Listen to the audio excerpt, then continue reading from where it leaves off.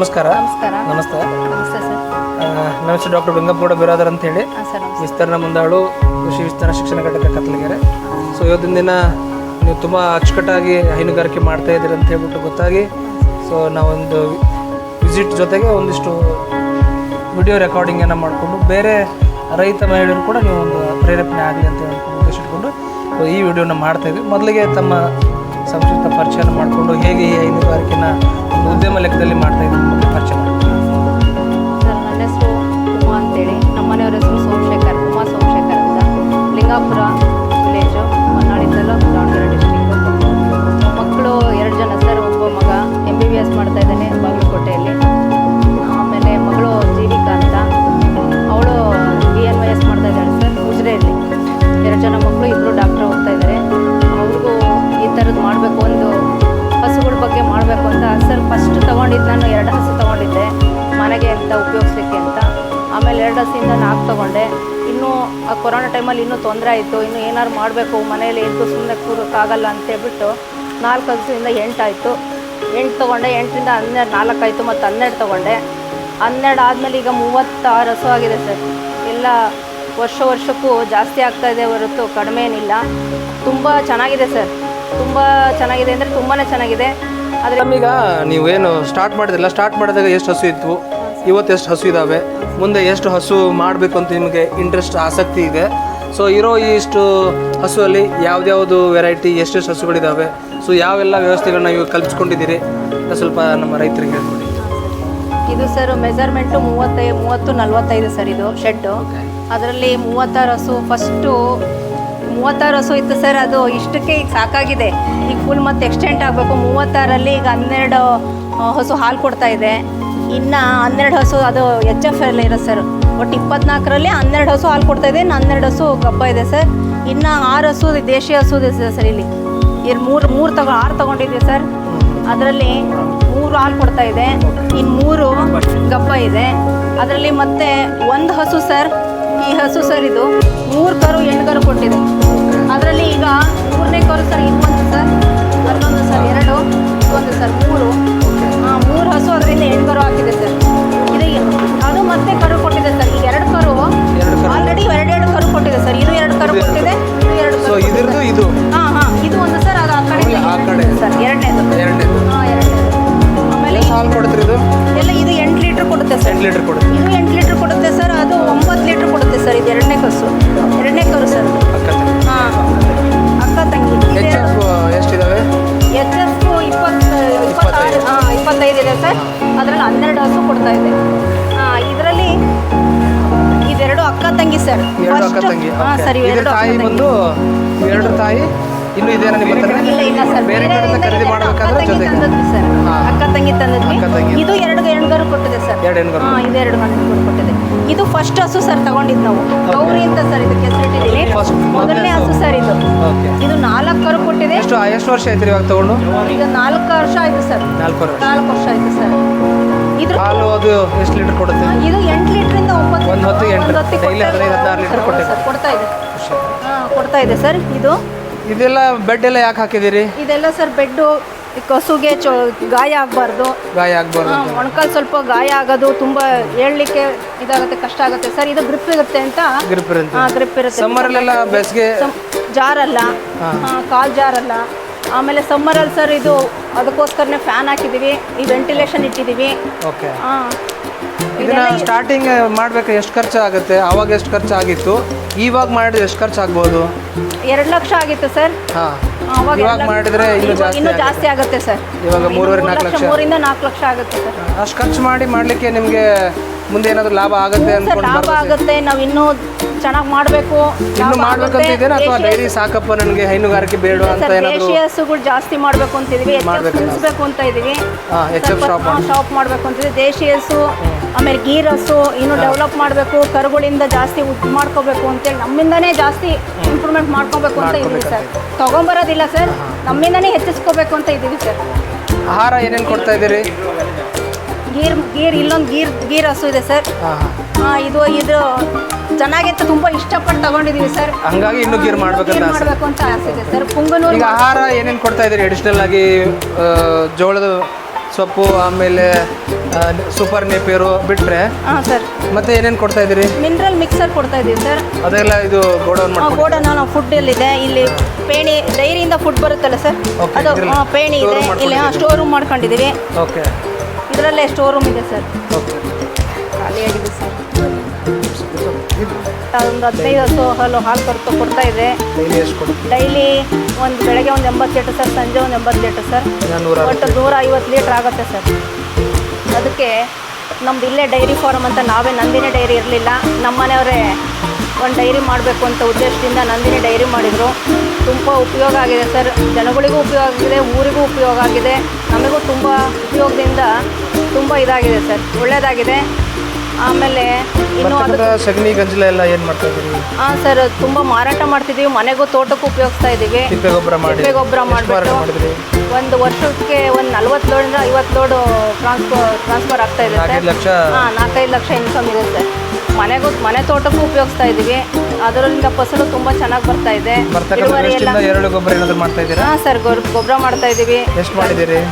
ಒಂದು 2 ton 3 ton. ಹಾಂ, 2 ton. ಒಂದು 60,000 ರೂಪಾಯಿದು ಆಲ್ರೆಡಿ ಗೊಬ್ಬರನ ಎರೆಹುಳು ಗೊಬ್ಬರನ ಮಾರಾಟ ಮಾಡಿದ್ದೀನಿ. ಓಕೆ. ಆಮೇಲೆ ಒಂದು 18ರಿಂದ 20,000 ರೂಪಾಯಿದು ಎರೆಹುಳುನೇ ಮಾರಾಟ ಮಾಡಿದ್ದೀನಿ. ನನ್ನ ತೋಟಕ್ಕೆ ತುಂಬ ಚೆನ್ನಾಗಿ ಹಾಕ್ಕೊಂಡಿದ್ದೆ.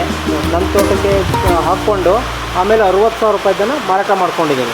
ಅದು ಒಂದು ಸ್ವಲ್ಪನೇ ಪ್ರಮಾಣದಲ್ಲಿ ನನ್ನ ತೋಟಕ್ಕೆ ಹಾಕಿದ್ರಿಂದ ನನ್ನ ತೋಟದಲ್ಲಿ ಎರೆಹುಳು ಜಾಸ್ತಿ ಆಗಿದೆ. ಎರೆಹುಳು ಜಾಸ್ತಿ ಆಗಿದೆ. ಆಮೇಲೆ ಈ ಹಸುಗಳಿಗೆ ಸ್ನಾನ ಮಾಡಿದಂಥ ಗಂಜಲ, ಹಸುಗಳಿಂದ ಬರ್ತಕ್ಕಂಥ ಗಂಜಲ ಮತ್ತು ಹಸುವಿನ ಸ್ನಾನ ಮಾಡಿಸಿ ಎಲ್ಲ ಹೋಗಿ ಒಂದು ಸ್ಟಾಕ್ ಆಗಿತ್ತು. ಒಂದು 25,000 ಲೀಟ್ರ್ ಹಿಡಿಯುವಂಥದ್ದೊಂದು ಸ್ಟೋರೇಜ್ ಟ್ಯಾಂಕ್ ಮಾಡ್ತಿದ್ದೀನಿ. ಆ ಸ್ಟೋರೇಜ್ ಟ್ಯಾಂಕಿಂದ ನನ್ನ ತೋಟಕ್ಕೂ ವೀಕ್ಲಿ ಒಂದು 5,000 ಲೀಟ್ರ್ ಇರುವಂಥ ಒಂದು ಟ್ರಾಕ್ಟರಲ್ಲಿ ಒಂದು ಟ್ಯಾಂಕರ್ ಇದೆ. ಆ ಟ್ಯಾಂಕರಲ್ಲಿ ನನ್ನ ತೋಟಕ್ಕೆ ಹೋಗೋದು ಇಡೀ ತೋಟಕ್ಕೆ ಅದನ್ನು ಸ್ಪ್ರೇ ಮಾಡ್ತೀನಿ, ಆ ನೀರನ್ನು, ಆ ಗಂಜಲ ಇದನ್ನೆಲ್ಲ. ಆಮೇಲೆ ಬೇರೆ ಬೇರೆ ಹಳ್ಳಿಯಿಂದ ಸೂಗೂರು, ಹೊಳಲೂರು, ಶಿವಮೊಗ್ಗ ಭಾಗದ ರೈತರೆಲ್ಲ ಬಂದು ಅದನ್ನು 3,000 ರೂಪಾಯಿಗೆ ಒಂದು ಟ್ಯಾಂಕರ್ ಬಿಟ್ಟು ತಗೊಂಡು ಹೋಗ್ತಿದ್ದಾರೆ. ಆಮೇಲೆ ಇದು ನನ್ನ ಇಲ್ಲಿ ಪಕ್ಕದಲ್ಲಿ ಇದನ್ನು ಏನು ನೇಪಿಯರ್ ಸಪ್ಪೆ ಬೆಳೆಸ್ಕೊಂಡಿದ್ದೇನಲ್ಲ ದನಗಳಿಗೆ, ಇದಕ್ಕೆ 1,000 ಸ್ಪ್ರೇ ಕೊಟ್ಟರೆ ನಾನು 1 ಚೀಲ ಗೊಬ್ಬರ ಹಾಕ್ದಂಗೆ ಆಗ್ತದೆ. ಅಷ್ಟು ಫಲವತ್ತತೆಯಾಗಿ ಹೊಂದಿರ್ತದೆ ಅದು. ಆಮೇಲೆ ನಾನಿದು ಕಸುಗಳಿಗೆ ಒಣ ಹುಲ್ಲಾಗಿ ನಮ್ಮ ನ್ಯಾಮತಿ ಭಾಗದಿಂದ ಬಿಳಿಜೋಳ ಸಪ್ಪೆ ತರ್ತೀನಿ. ಬಿಳಿಜೋಳ ಸಪ್ಪೆ ಅಲ್ಲಿದೆಯಲ್ಲ, ಅದು ಬಿಳಿಜೋಳ ಸಪ್ಪೆಗಳು 10 ಲೋಡ್ ತರಿಸ್ಕೊಂಡಿದ್ದೆ ನಾನು. ಅದನ್ನು 10 ಲೋಡ್ ತರಿಸ್ಕೊಂಡಿದ್ದೀನಿ. ಅದು ನನಗೆ ವರ್ಷ ಪೂರ್ತಿ ಆಗ್ತದೆ. ಆಮೇಲೆ 1.5 ಎಕರೆ ಪ್ರದೇಶದಲ್ಲಿ ನಾನು ಹಸಿ ಹುಲ್ಲನ್ನು ಬೆಳ್ಕೊಂಡಿದ್ದೀನಿ. ಹಸಿ ಹುಲ್ಲು ಬೆಳಗ್ಗೆ ಒಂದು ಟೈಮು COFC 31 ಅನ್ನೋ ವೆರೈಟಿ, COFC 31 ಅನ್ನೋ ವೆರೈಟಿನ 1.5 ಎಕರೆ ಹಾಕ್ಕೊಂಡಿದ್ದೀನಿ. ಬೆಳಗಿನ ಹೊತ್ತು ಒಂದು ಹೊತ್ತಿಗೆ ಅವರೇಜ್ ಒಂದು 10 kg ಕೊಡ್ತೀನಿ. ಮಧ್ಯಾಹ್ನ ಟೈಮ್ ಈಗ ಮಧ್ಯಾಹ್ನ 3-3:30 ಟೈಮಿಗೆ ಒಂದು ಸರಿ ಒಣ ಬಿಳಿಜೋಳ ಸಪ್ಪೆ 2 ಸಾರಿ ಬೆಳ್ಕೊಡ್ತೀವಿ. 2 ಸಾರಿ ಅಷ್ಟೇ ಬೆಳ್ಕೊಡೋದು. ಸುಮಾರು 10-15 kg. ಸುಮಾರು 10-15 kg. ಜೊತೆಗೆ ಮತ್ತೆ ಏನೇನೋ ಮಿನರಲ್ ಮಿಕ್ಸರು, ಸೋಡಾ ಪುಡಿ ಕೊಡ್ತೀವಿ, ಉಪ್ಪನ್ನು ಕೊಡ್ತೀವಿ, ಅದೇ ಸ್ವಲ್ಪ ಕ್ಯಾಲ್ಸಿಯಂ ಅಂತ ಏನು ಬರ್ತಲ್ಲ ಅದು ಕೊಡ್ತೀವಿ. ಚೆನ್ನಾಗಿದೆ ಸರ್, ನಮ್ಮ ಹಸುಗಳೆಲ್ಲ ಹೆಲ್ತಿಯಾಗಿದೆ. ಆಮೇಲೆ ಇದಕ್ಕೆ KMF ಡಾಕ್ಟರ್ ನಮ್ಮ ಲೋಕಲ್ನಲ್ಲಿ ಬಸವನಗೌಡ ಅಂತ ಬರ್ತಿದ್ದಾರೆ. ಅವರು ತುಂಬ ಸಪೋರ್ಟಿವ್ ಆಗಿದ್ದಾರೆ. ನಾವು ಎನಿ ಟೈಮ್ ಫೋನ್ ಮಾಡಿದ್ರೆ ವಿತಿನ್ ಅರ್ಧ ಗಂಟೆ 1 ಗಂಟೆಯಲ್ಲಿ ಅವ್ರು ಬರ್ತಾರೆ. ತುಂಬ ಚೆನ್ನಾಗಿ ನಮಗೆ ಅಡ್ಜಸ್ಟ್ ಆಗಿದ್ದಾರೆ. ತುಂಬ ಒಳ್ಳೆ ಸರ್ವಿಸ್ ಕೊಡ್ತಾ ಇದ್ದಾರೆ.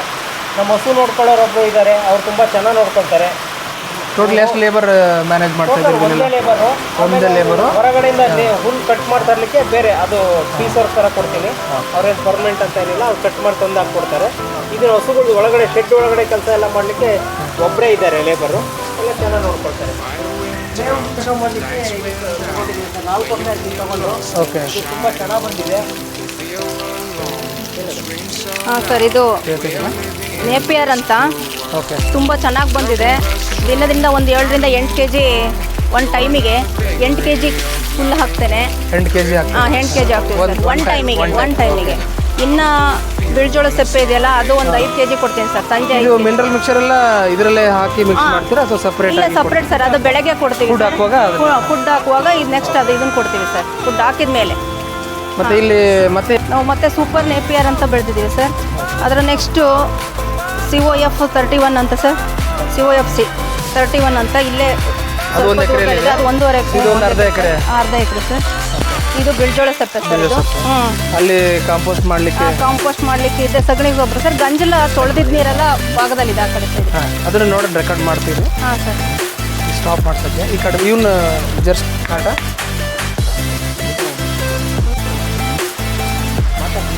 ಸರ್ ಸರ್ ನಿಂಬೆಗೊಂದಿ ಹಸು ಇದು ಸರ್. ಹಾ. ಇದಕ್ಕೆ ಗೋಲ್ಡ್ ಅಂತ ಹೆಸರಿಟ್ಟಿದ್ದೀನಿ. ಇದು ಅಷ್ಟು ಚೆನ್ನಾಗಿದೆ ಸರ್. ಹಾಂ, ಅಷ್ಟು ಚೆನ್ನಾಗಿದೆ. ಇದು ಒಂದೊಂದು ಊರಿಂದ 2 ಹಸು ತಗೊಂಡಿದೆ ಸರ್ ಫಸ್ಟ್. ಇವೆಲ್ಲ ಮೊದಲಿನ ಹಸು ತಗೊಂಡಿರೋದು ಸರ್. ಮುಂಚೆ ತಗೊಂಡಿರಲಿಲ್ಲ? ಮುಂಚೆ ಇವೆಲ್ಲ ತಗೊಂಡಿರೋದು ಸರ್. ಅದು ಇದ್ರ ಕರ ಸರ್, ಇದು ಫಸ್ಟ್ ಹಸು ಇರೋದು. ಫಸ್ಟ್ ಕರು ಸರ್ ಇದು. ಓಕೆ. ಹಾಂ ಸರ್, ಈಗ ಮತ್ತೆ ಇದು 2ನೇ ಕರು ಗಬ್ಬ ಇದೆ ಸರ್ ಇದು. ಓಕೆ. ಹಾಂ, ಇದ್ರ ಕರು ಸರ್ ಅದು. ಇದು 8 ಲೀಟರ್ ಹಾಲು ಕೊಡುತ್ತೆ ಸರ್. 8 ಲೀಟರ್ ಹಾಲು ಕೊಡುತ್ತೆ. ಎವರೇಜ್ 8ರಿಂದ 10 ಲೀಟರ್. ಬೆಳಗ್ಗೆ 8 ಲೀಟರ್, ಸಂಜೆ 8 ಲೀಟರ್ ಸರ್. ಅವರೇಜ್ 8ರಿಂದ 10 ಲೀಟರ್. ಇದೊಂದು ಸರ್ ಅದರಿಂದ ಅಲ್ಲಿ ಪಕ್ಕದಲ್ಲಿ ಇದೆಯಲ್ಲ ಸರ್, ಇದುವರೆ. ಹಾಂ, ಅದು 10 ಲೀಟರ್ ಕೊಡುತ್ತೆ. 10 ಲೀಟರ್ ಕೊಡ್ತೀರಿ? ಹಾಂ. ಇದು ಉದ್ದುತ್ತಿದೆ. ಹುಷಾರ, ಹಿಂಗೆ ಬಂದು ಹೋಗ್ಬೇಕು. ಇದು ಅಂಬರ್ಗೊಪ್ಪದಿಂದ ತಗೊಂಡಿದ್ದೆ ಸರ್. ಇದು ಬೆಳ್ಳಿ. ಬೆಳ್ಳಿ.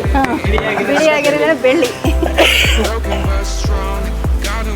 ಅದು ದೊಡ್ಡ ಬೆಳ್ಳಿ ಸರ್, ಇದು ಚಿಕ್ಕ ಬೆಳ್ಳಿ. ಚಿಕ್ಕ ಬೆಳ್ಳಿ. ಹಾಂ, ಇದು ಸರ್ 10 ಲೀಟರ್ ಕೊಡುತ್ತೆ ಸರ್ ಇದು.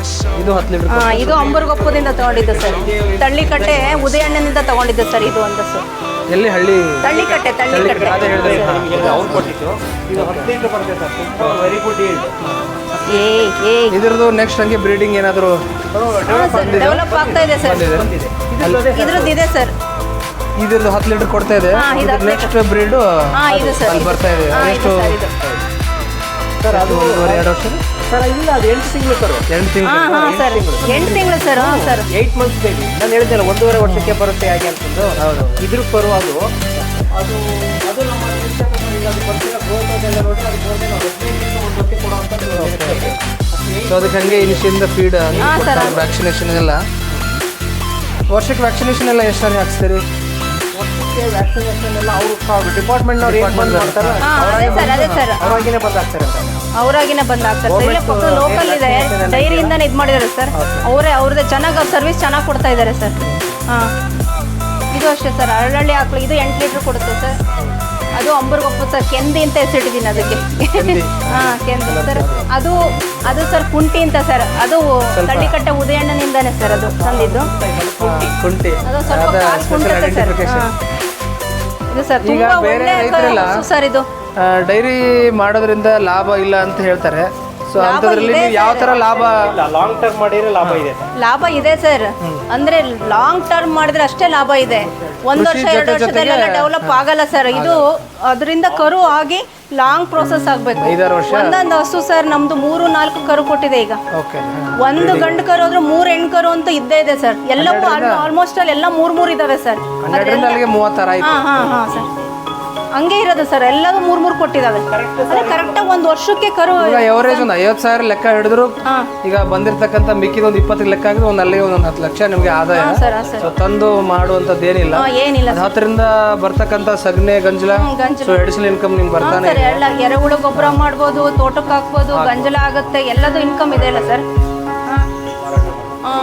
ದಿನಾಲು 150 ರೂಪಾಯಿ, 150 ಲೀಟರ್, 150 150ರಿಂದ ಮೇಲ್ಪಟ್ಟೆ ಇರೋದು ಸರ್. ಕಡಿಮೆ ಅಂತೂ ಇಲ್ಲ ಸರ್.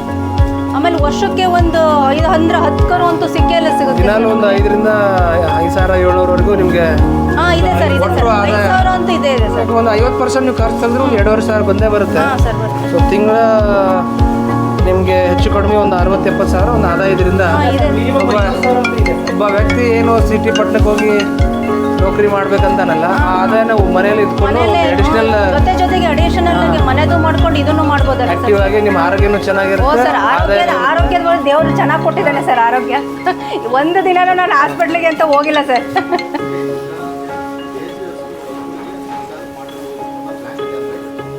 ಗೀರ್ ಆಕಳು ಏನಾದರೂ ಸಾಕಬೇಕು ಅಥವಾ ಆ ಥರ ಏನಾದರೂ ಪ್ಲ್ಯಾನ್ ಇದೆಯಾ?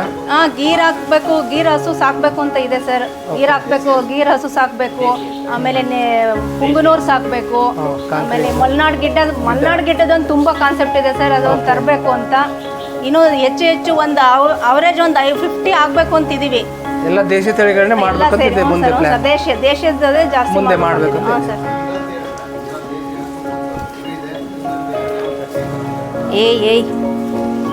ಹೇಳಿದ್ರಲ್ಲ ಅವರು. HF ಒಂದು 25 ಇದೆ, ಅದ್ರಲ್ಲಿ 12 ಹಾಲು ಕೊಡ್ತಾರೆ. ಪಾಸ್ ಮಾಡಿ ಹೇಳ್ತೀನಿ. ಮಾಡ್ತಾ ಇರೋ ಡೈಲಿ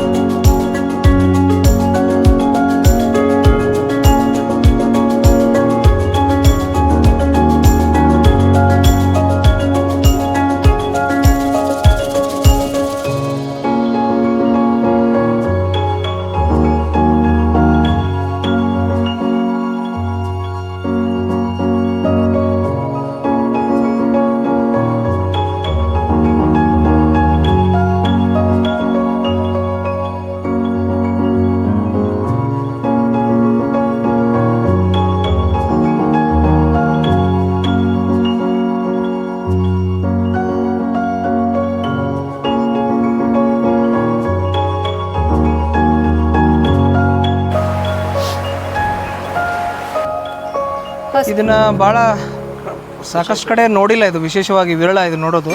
ಏನೋ ಒಂದು ತೊಟ್ಟಿ ಮಾಡ್ಕೊಂಡಿದ್ದೀರಿ, ಅಲ್ಲಿಂದ ಏನೋ ಬಂದು ಕಲೆಕ್ಟ್ ಆಗುತ್ತೆ ಅಂತ ಏನು ಎಕ್ಸ್ಪ್ಲೇನ್ ಮಾಡಿದ್ರ ಬಗ್ಗೆ? ಹಾಂ ಸರ್, ಇದು ಹಸುಗಳು ಗಂಜಲ ಬರುತ್ತೆ, 36 ಹಸುದು ಗಂಜಲ ಬರುತ್ತೆ ಸರ್. ಅದಕ್ಕೆ ಮತ್ತೆ ಸ್ನಾನ ಮಾಡಿಸಿದ ನೀರು ಸಹ ಇದಕ್ಕೆ ಲಿಫ್ಟ್ ಆಗುತ್ತೆ.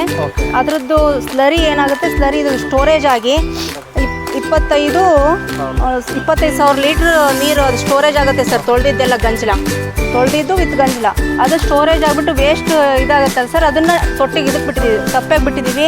ಮತ್ತು ಇದು ತಿಪ್ಪೆ ಗೊಬ್ಬರ ಸರ್, ಇದು ಪಕ್ಕದ್ದು ತಿಪ್ಪೆ ಗೊಬ್ಬರ. ಇದು ನಮ್ಮ ತೋಟಕ್ಕಾಗಿ ಇದರಿಂದ ಎಷ್ಟು ಲೋಡ್ ಮಾರಾಟ ಮಾಡಿದಿರಿ? ಒಂದು 40 ಟ್ರಾಕ್ಟ್ರು ಲೋಡ್ ಮಾರಾಟ ಮಾಡಿದಿರಿ. ಈಗ ಮೊನ್ನೆ ಡಿಸೆಂಬರಲ್ಲಿ ಮಾಡಿದೆ ಸರ್. ಡಿಸೆಂಬರ್. ಹಾಂ ಸರ್. ಈಗ ಒಂದು 6-7 ತಿಂಗಳಲ್ಲಿ ಮತ್ತೆ ಇಷ್ಟು ಕಲೆಕ್ಟ್ ಆಗಿದೆ? ಹಾಂ, ಮತ್ತೆ ಕಲೆಕ್ಟ್ ಆಗಿದೆ ಸರ್, ಫುಲ್ ಕಲೆಕ್ಟ್ ಆಗಿದೆ. ಕಡಿಮೆ ಅಂದರೆ ಒಂದು 30 ಎಕ್ಸ್ಟ್ರಾ ಮಾರಾಟ ಮಾಡಿದ್ದೀವಿ ಸರ್. ಮತ್ತು ಇದು ಏನು ಅಂದರೆ ವಿಶೇಷವಾಗಿ ನಾವು ಇದನ್ನ ಸ್ಟೋರೇಜ್ ಮಾಡೋ ಉದ್ದೇಶ ಏನು ಅಂದರೆ ಹಸುವಿನ ಬರ್ತಕ್ಕಂಥ ಗಂಜಲ ಸರ್ವಶ್ರೇಷ್ಠ. ಅದನ್ನ ನಾವು ಸ್ಟೋರೇಜ್ ಮಾಡಬೇಕು ಅನ್ನೋ ದೃಷ್ಟಿಯಿಂದ ಇದು ಸುಮಾರು ಒಂದು 25,000 ಖರ್ಚು ಮಾಡಿ ಇದನ್ನು ಟ್ಯಾಂಕ್ ಮಾಡಿಸ್ಕೊಂಡಿದ್ದೀವಿ. ಇದು ಏನು ಉದ್ದೇಶ ಅಂದರೆ ಗಂಜಲ ಬರ್ತದೆ ಮತ್ತು ಹಸು ಸ್ನಾನ ಮಾಡ್ತಿದ್ದು ಆ ಸಗಣಿಯ ವೇಸ್ಟು, ಪ್ರತಿದಿನ ಹಸು ಸ್ನಾನ ಮಾಡ್ತಕ್ಕಂಥ ಎಲ್ಲ ವೇಸ್ಟು ಬಂದು ಇಲ್ಲಿ ಸ್ಟೋರೇಜ್ ಆಗ್ತದೆ. ಇದನ್ನು ನಾವೇನು ಮಾಡ್ತೀವಿ, ಟ್ರಾಕ್ಟರಲ್ಲಿ ಟ್ಯಾಂಕರ್ನಲ್ಲಿ ನಮ್ಮ ತೋಟಕ್ಕೆ ತಗೊಂಡು ಇಡೀ ತೋಟಕ್ಕೆ ಸಿಪ್ಪರಣೆ ಮಾಡ್ತೀವಿ. ಭೂಮಿ ಸಿಪ್ಪರಣೆ ಮಾಡಿದಾಗ ಅಲ್ಲಿ ಎರೆಹುಳು, ಭೂಮಿಗೆ ಬೇಕಾದಂಥ ಎಲ್ಲದೂ ಕೂಡ ಅಲ್ಲಿ ಸಾವಯವ ಅಂಶ ಹೆಚ್ಚಾಗುತ್ತೆ. ಸಾವಯವ ಅಂಶಗಳೆಲ್ಲ ಹೆಚ್ಚಾಗಿ ನಮ್ಮ ತೋಟ ಚೆನ್ನಾಗಿ ಬರ್ತದೆ ಒಂದು. ಆಮೇಲೆ ನಮ್ಮಲ್ಲಿ ಇದು ಸಿಗ್ತದೆ ಅಂತ ಗೊತ್ತಾದ ಮೇಲೆ ಇದನ್ನ ಬೇರೆ ರೈತರು, ಶಿವಮೊಗ್ಗ ಭಾಗ ರೈತರು ಎಲ್ಲರೂ ಬಂದು ಇದನ್ನು ಟ್ರಾಕ್ಟ್ರಲ್ಲಿ, ಒಂದು ಟ್ರಾಕ್ಟರ್ ಟ್ಯಾಂಕರ್ಗೆ 3,000 ರೂಪಾಯಿ ಕೊಟ್ಟು ಇದು ತಗೊಂಡು ಹೋಗ್ತಾ ಇದೆ. ಇದು ಗಟ್ಟಿ ಬರ್ತದ್ರೆ ಆಮೇಲೆ ಸ್ವಲ್ಪ ಸೆಮಿ ಲಿಕ್ವಿಡ್ ಸ್ಲರಿನೇ ಇರುತ್ತೆ. ಮೇಲ್ಗಡೆ ಇದೆ ಸರ್ ಅಷ್ಟೇ. ಓಕೆ ಟ್ರ್ಯಾಕ್ಟರಲ್ಲೆಲ್ಲ ಟ್ರಾಕ್ಟರ್ ತಗೊಂಡು ಹೋಗ್ತಾರೆ. ಸೊ ಇದು ಮಾಡಿದ್ಮೇಲೆ ತುಂಬ ಯೂಸ್ ಆಗ್ತದೆ. ಸೊ ನಮ್ಮ ತೋಟಕ್ಕೂ ತಗೊಂಡೋಗಕ್ಕಾಗಲ್ಲ, ಆಮೇಲೆ ಬೇರೆಯವರು ಬಂದು ತಗೊಂಡೋಗಕ್ಕಾಗಲ್ಲ.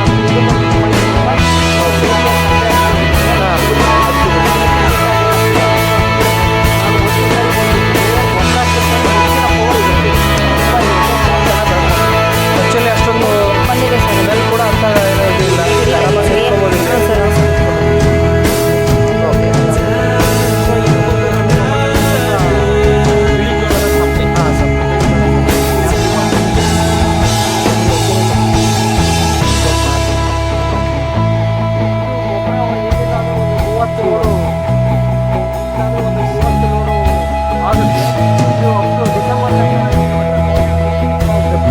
ಟ್ರಾಕ್ಟರ್ 50 ಲೋಡ್ ಆಗೋದು ಸುಮಾರು 4-5 ಲಕ್ಷ ರೂಪಾಯಿ ವ್ಯಾಲ್ಯೂಬಲ್